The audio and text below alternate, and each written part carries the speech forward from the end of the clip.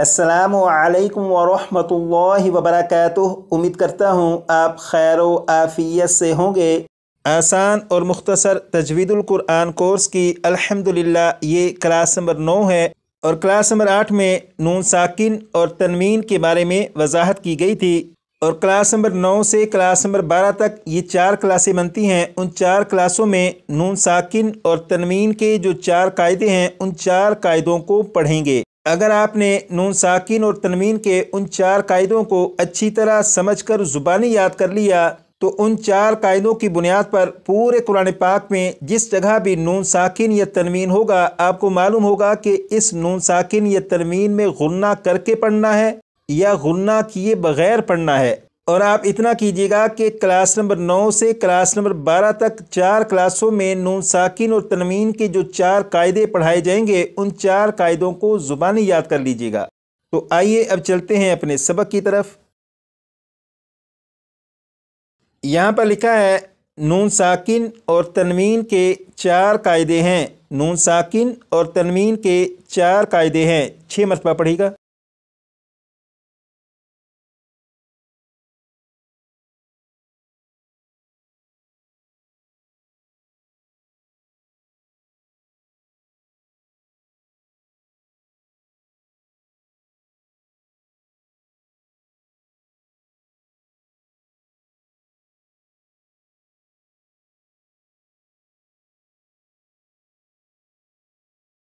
आपने पढ़ा नून साकिन और तनवीन के 4 कायदे हैं। वो जो 4 कायदे हैं उनके नाम यहाँ पर लिखे हैं: इजहार, इख्फा, इदगाम, इकलाब। और इन 4 कायदों में से सबसे पहले इजहार के बारे में पढ़ेंगे कि इजहार किसे कहते हैं। ये जो सबक आप देख रहे हैं इस सबक को याद करना है। पहले इस सबक को याद कर लेते हैं और उसके बाद फिर इसकी वजाहत की तरफ चलेंगे। यहाँ पर देखें लिखा हुआ है इजहार, इजहार। 6 मरतबा पढ़िएगा।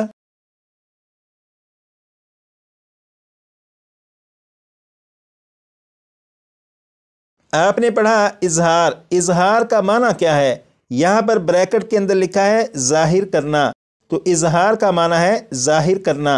इजहार का माना जाहिर करना। 6 मरतबा पढ़िएगा।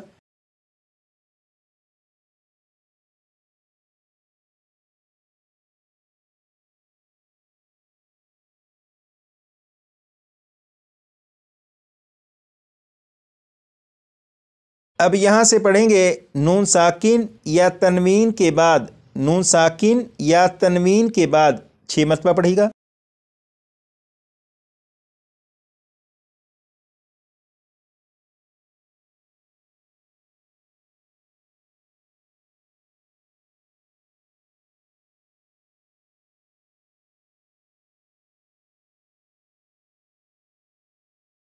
अब यहाँ से पढ़ेंगे हरूफ़े हल्की में से कोई हर्फ आ जाए। हरूफ़े हल्की में से कोई हर्फ आ जाए, इसे भी 6 मरतबा पढ़िएगा।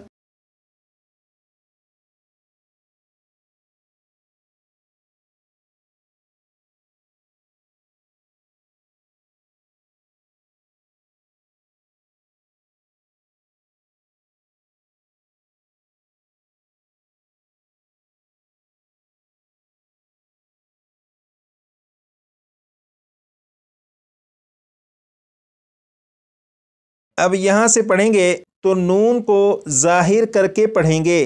तो नून को ज़ाहिर करके पढ़ेंगे, इसे भी 6 मरतबा पढ़िएगा।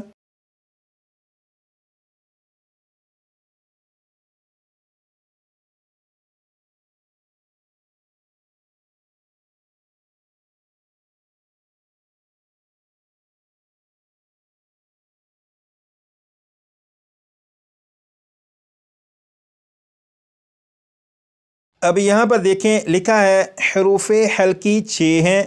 हरूफ़े हल्की 6 हैं। 6 मरतबा पढ़िएगा।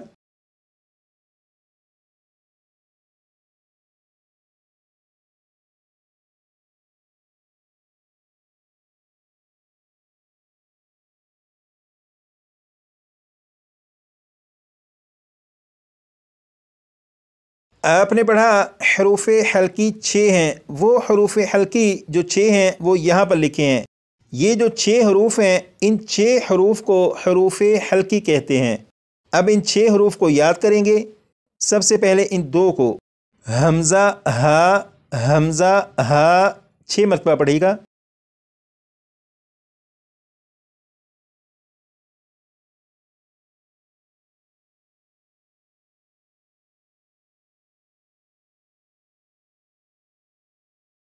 اب یہاں سے یہ 2 حروف حلقی مزید پڑھیں گے، عین ہا، انہیں بھی 6 مرتبہ۔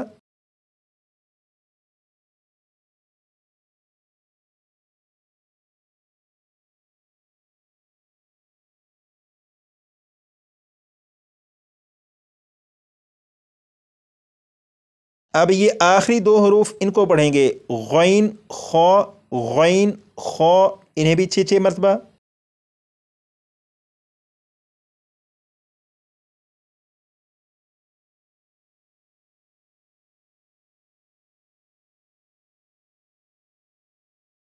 اب یہاں پر دیکھیے گا، یہاں پر آپ نے پڑھا نون ساکن اور یہاں پر پڑھا تنوین۔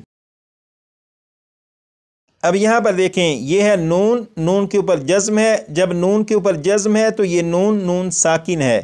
اسی طرح یہاں پر نون، اس کے اوپر جزم ہے تو یہ نون بھی نون ساکن ہے۔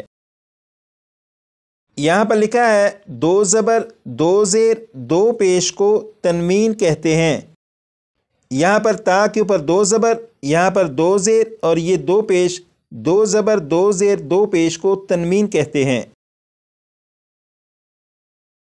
تو آپ کو معلوم ہو چکا کہ نون کے اوپر جزم ہے، یہ نون ساکن ہے۔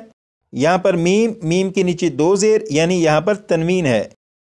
اب میں یہاں سے پڑھوں گا، آپ غور کریے گا کہ یہاں پر نون ساکن اور یہاں پر تنوین کے آخر میں نون ساکن کی آواز، ان دونوں کی آوازیں ایک جیسی ہوں گی۔ بسم اللہ الرحمن الرحیم، من، یہاں پر تنوین من، تو یقیناً آپ نے غور کیا ہوگا کہ نون ساکن اور تنوین کے آخر میں جو نون ساکن ہے ان دونوں کی آوازیں ایک جیسی ہیں۔ نون ساکن اور تنوین ان دونوں کی وضاحت ہو چکی۔ اب یہاں پر دیکھیں، لکھا ہے اظہار کا معنی ہے ظاہر کرنا۔ سوال یہ ہے کہ کس چیز کو یا کس بات کو ظاہر کرنا، تو اس کا جواب یہ ہے نون ساکن کو اور تنوین کا جو نون ساکن ہے انہیں ظاہر کرنا۔ جیسے آپ یہاں پر دیکھیں، یہ لکھا ہے من، اس میں نون ساکن ہے، تو یہ جو نون ساکن ہے اسے میں ظاہر کر کے پڑھوں گا، من، تو یہ نون کو ظاہر کر کے پڑھا گیا۔ اب اس نون ساکن کو چھپا کر پڑھوں گا، جیسے من،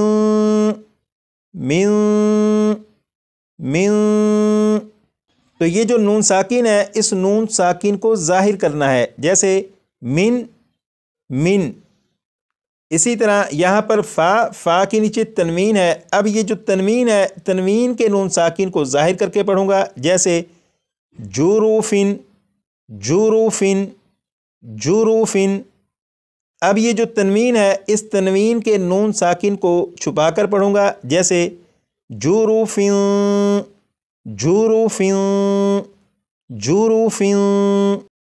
تو یہ جو تنوین ہے تنوین کے نون ساکن کو چھپا کر نہیں پڑھنا بلکہ یہاں پر اسے ظاہر کرنا ہے، جیسے جوروفن۔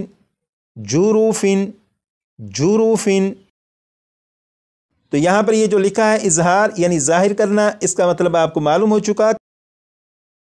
اب یہاں پر دیکھیں، یہاں پر لکھا ہے حروف حلقی اور یہاں پر لکھا ہے حروف حلقی 6 ہیں۔ وہ حروف حلقی جو 6 ہیں وہ یہاں پر لکھے ہیں۔ یہ جو سبق لکھا ہے، اب آپ اس سبق کی وضاحت سنیے گا۔ جب اس کی وضاحت کی جائے گی تو آپ کو اس پورے سبق کے بارے میں معلوم ہو جائے گا کہ اس سبق میں بات ہو کیا رہی ہے۔ یہاں پر لکھا ہے نون ساکن یا تنوین کے بعد حروف حلقی میں سے کوئی حرف آ جائے تو نون کو ظاہر کر کے پڑھیں گے۔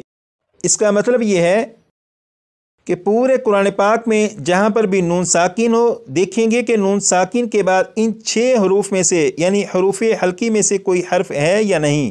اگر نون ساکن کے بعد ان 6 حروف میں سے کوئی بھی حرف ہو تو یہ جو نون ساکن ہے اسے ظاہر کر کے پڑھیں گے، جیسے آپ یہاں پر دیکھیں نون ساکن کے بعد خواہ ہے اور خواہ حروف حلقی میں سے ہے، اس لیے یہاں پر اس نون ساکن کو ظاہر کر کے پڑھیں گے، جیسے من خوف، من خوف، من خوف، تو یہ نون ساکن کو ظاہر کر کے پڑھا گیا۔ اسی طرح پورے قرآن پاک میں جہاں بھی تنوین ہو تو دیکھیں گے کہ تنوین کے بعد ان 6 حروف میں سے کوئی حرف ہے یا نہیں۔ اگر ان 6 حروف میں سے کوئی بھی حرف آ جائے تو تنوین کے نون ساکن کو ظاہر کر کے پڑھیں گے، جیسے یہاں پر فا کے نیچے تنوین، تنوین کے بعد ہا ہے اور ہا حروف حلقی میں سے ہے، اس لیے یہ جو تنوین ہے اس کے نون ساکن کو ظاہر کر کے پڑھیں گے، جیسے جروف ہارن، جروف ہارن، تو یہاں پر تنوین کے نون ساکن کو ظاہر کر کے پڑھا گیا۔